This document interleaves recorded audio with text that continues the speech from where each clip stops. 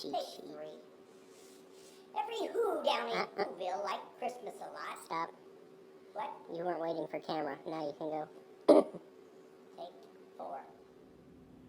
Every who down in Whoville liked Christmas a lot. But the Grinch, who lived just north of Whoville, did not. The Grinch hated Christmas the whole Christmas season. Oh, please don't ask why. No one quite knows the reason. It could be his head wasn't screwed on just right. Or it could be, perhaps, that his shoes were too tight. But I think the most likely reason of all might be that his heart was 2 sizes too small. But whatever the reason, his heart or his shoes, he sat there on Christmas Eve hating the Who's, staring down from his cave with a sour, Grinchy frown at the warm lighted windows below in their town, and he knew every Who down in Whoville beneath was busy now hanging a holly Who wreath. And they're hanging their stockings, he snarled with a sneer. Tomorrow is Christmas, it's practically here. Then he growled with his Grinch fingers nervously drumming. I must find a way to stop Christmas from coming. For tomorrow he knew every Who girl and boy would wake bright and early, they'd rush for their toys. Then the noise, oh the noise, oh the noise, noise, noise, noise. That's one thing he couldn't stand is noise, noise, noise, noise. Then those Who's, young and old, would sit down to a feast. And they'd feast, and they'd feast, and they'd feast, feast, feast, feast. They'd feast on Who pudding and rare Who roast beef. Who rare Who roast beef is one thing he couldn't stand in the least.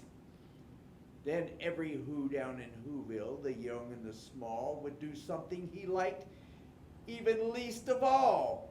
All those Who's down in Whoville will stand close together, and with hand in hand, those Who's will start singing. And they'll sing, and they'll sing, and they'll sing, sing, sing, sing. And the more the Grinch thought of this Who Christmas thing, the more the Grinch thought he must stop this whole thing. Why, for 53 years he's put up with this now. I must stop this Christmas from coming. But how?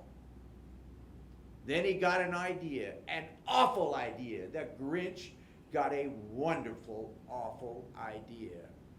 I know just what to do, the Grinch laughed in his throat. Then he quickly made him a Santa Claus hat and a coat. And he chuckled and clucked. What a great Grinchy trick. With this hat and this coat, I look like St. Nick. All I need is a reindeer. And he looked all around. But since reindeer were scarce, there were none to be found. Did this stop the old Grinch? No. He simply said, if I can't find a reindeer, I'll make one instead. So he grabbed his dog Max and he took some black thread and tied a big horn on the top of his head. Then he took some old bags and some old empty sacks on a ramshackle sled and he hitched up old Max. Giddy up, yelled the Grinch, and the sleigh started down to the homes where the Who's lay a snooze in their town. All their windows were dark. Quiet snow filled the air. The Who's were all sleeping sweet dreams without care as he pulled to the first little house on this square. This is stop number 1, the old Grinchy Claus hissed as he climbed to the roof, empty bags in his fist. He slid down the chimney, a rather tight pinch, but if Sandy could do it, why then so can the Grinch. He got stuck only once for a moment or two, then he stuck his head out of the fireplace flue where all the Who stockings were hung in a row. These stockings, he grinned, are the first things to go. Then he slithered and slunk with a smile most unpleasant. Around the whole room he took every present. Popcorn, candy canes, checkerboards, drums, bicycles, tricycles, an iPad, and plums. Then he stuffed them in bags, and the Grinch very grimly stuffed all the bags one by one up the chimney. Then he slunk to the kitchen. He took the Who feast. He took their Who pudding. He took their roast beast. He cleaned out that icebox as quick as a flash. Why, the Grinch even took the last can of Who hash. Then he stuffed all the food up the chimney with glee. And then, grinned the Grinch, I think I'll stuff up the tree. So he grabbed the tree and he started to shove when he heard a small sound like the coo of a dove. He turned around quick and saw a small little Who, little Cindy Lou Who was no more than 2. The Grinch had been caught by the tiny Who daughter who'd got out of bed to get a cup of cold water. She stared at the Grinch and said, Santa Claus, why? Why are you taking our Christmas tree? Why? But you know that old Grinch was so smart and so slick, he thought up a lie, and he thought it up quick. Why, my dear little tot, the fake Santa Claus lied. There's a light on this tree that only lights on one side. So I'm taking it home to my workshop, my dear. I'll fix it up there and I'll bring it back here. His fib fooled the child. He patted her head, gave her water, and sent her to bed. When little Cindy Lou Who got to bed with her cup, he ran to the chimney and stuffed the tree up. And the last thing he took was a log from their fire. And he went up the chimney himself, the old liar. And on their wall he left nothing but hooks and some wires. And a little speck of food that he left in the house was a crumb that was even too small for a mouse. Then he did the same thing to the other Who's houses, leaving crumbs much too small for the little Who's mouses.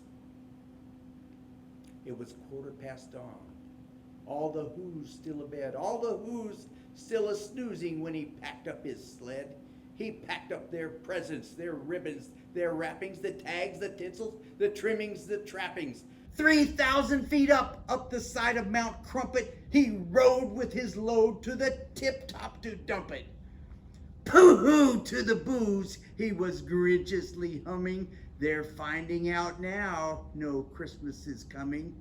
They're just waking up, I know just what they'll do. The Who's down in Whoville will all cry, boo-hoo! And that, grinned the Grinch, is a sound I must hear. So he paused and he put his hand to his ear. And he did hear a sound coming over the snow. It started out low and started to grow, but the sound wasn't sad. No, the sound sounded merry. It couldn't be so, but it was so merry. Very. He stared down at Whoville. The Grinch popped his eyes. Then he shook, for what he saw was a shocking surprise. Every Who down in Whoville, the tall and the small, were singing without any presents at all. He hadn't stopped Christmas from coming. It came. Somehow or another, it came just the same. And the Grinch, with his Grinch feet ice cold in the snow, stood there puzzling and puzzling. How could this be so? It came without presents. It came without tags. It came without packages, boxes, or bags. He puzzled 3 hours till his puzzler was sore. Then the Grinch thought of something he hadn't thought of before. Maybe Christmas, he thought, doesn't come from a store. Maybe Christmas, perhaps, means a little bit more.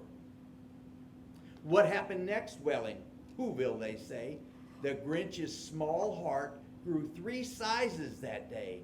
And the minute his heart didn't feel quite so tight, he whizzed with his load through the bright morning light. He brought back their packages. He brought back their toys. He brought back the feast. And he himself, the Grinch, carved the roast beast.